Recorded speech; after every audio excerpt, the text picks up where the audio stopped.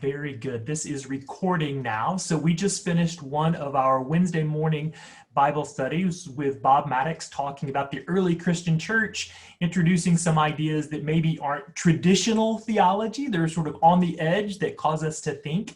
One of the things that we at Westmoreland do is engage the Bible and religion seriously, but with ideas that may be in the progressive camp or the thoughtful camp or even the intellectual camp, if we wanted to say that. So the three of you just took part in this conversation. So I just wanted to ask you really quickly, as we think about the life of our church, why is progressive theology or thoughtful theology important? Let's start by saying, why is it important to you as a person? And then a second question, why is it important to the world? So Maryn, if you don't mind offering your off-the-cuff comments. Well, this is certainly off the cuff. I think it's important to me because when I was growing up, I grew up in a fairly rigid interpretation of the scriptures. And then I attended a very liberal arts college, and all of that sort of fell away. And I had troubles with it. But then spiritually, I felt like I needed a home because there was that, I think, inborn need for a spiritual community.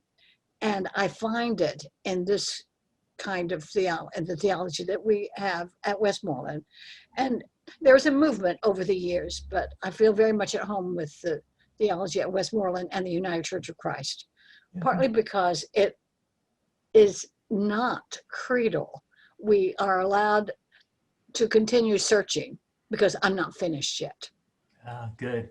And the answer to the second question is, what works for me might work for a lot of other people.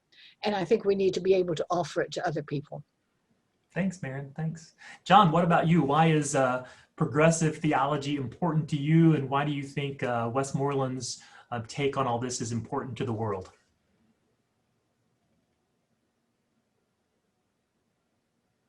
I find that what we do at Westmoreland and other progressive congregations that I've attended gives me, it allows me to combine my own intellect and things I know, let's say about science or whatever, and I can have an honest discussion about religion and not have a conflict with science or things that I know in my own intellect are true. And then we can move from there to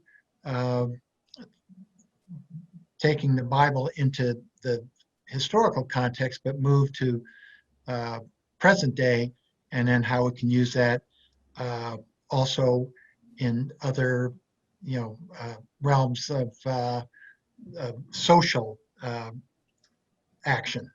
So that's just off the cuff. That's what a couple of thoughts I would give you immediately. Yeah, thanks, John. Thanks. And Dawn, what about you? Why is this progressive take on theology important to you, and what do you think it offers to the world? Well, unlike Maryn, I grew up with sort of nothing. My father was a wayward Catholic and my mother had no background.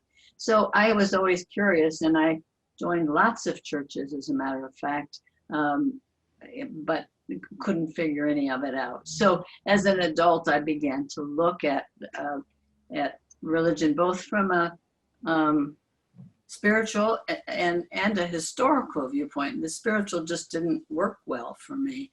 So the idea of looking at religion from a modern perspective, as opposed to what was written in the Bible as true, is very important to me.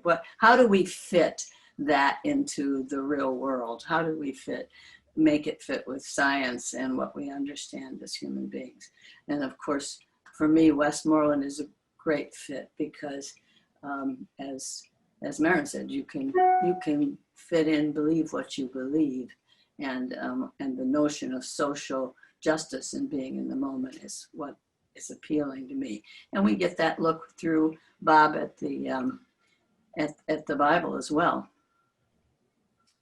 Well, thanks to the three of you for these off-the-cuff comments about why we do what we do. If you pay attention over the next few weeks, you'll get to see yourselves in one of our worship services as a stewardship video. So thanks for your wisdom and your open minds and your words.